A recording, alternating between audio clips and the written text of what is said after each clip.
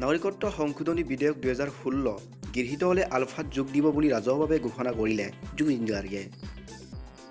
জাতিধ্বংসী বিধেয়কখন লৈ অসমৰ বিভিন্ন মানুহে শাসনাধিষ্ঠ চৰকাৰৰ প্ৰতি হেৰুৱাই পেলাইছে আস্থা।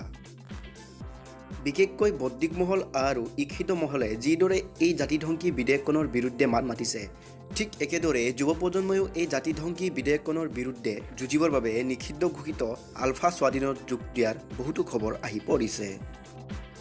18 নৱেম্বৰ অৰ্থাৎ কালি আছিল জুবিন গাৰ্গৰ জন্মদিন।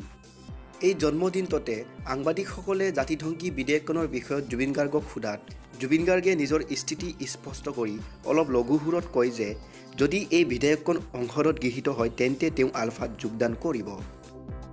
যোৱা কিছুদিনৰ পৰা জুবিন গাৰ্গে কিছুমান ৰাজহুৱা মঞ্চত বৰ্তমান শাসনাধিষ্ঠ চৰকাৰৰ প্ৰতি বিতৃষ্ণা ভাৱৰ বহিঃপ্ৰকাশ কৰি বিভিন্ন মন্তব্য কৰিছে, য'ত স্পষ্ট ৰূপত ওলাই পৰিছে যে জুবিন গাৰ্গ বৰ্তমান শাসনাধিষ্ঠ চৰকাৰখনৰ প্ৰতি ক্ষোভিত হৈছে।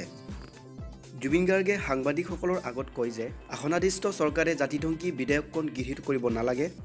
জাতিধ্বংসী বিধেয়কখনৰ কাৰণে বহুতো যুৱ প্ৰজন্ম বৰ্তমান নিষিদ্ধ ঘোষিত আলফা স্বাধীনত যোগদান দিছে, গতিকে এই বিষয়টোত তেওঁলোকে বৰ্তমান সজাগ হ'বলৈ তেওঁ অনুৰোধ জনায়। News report online Assam.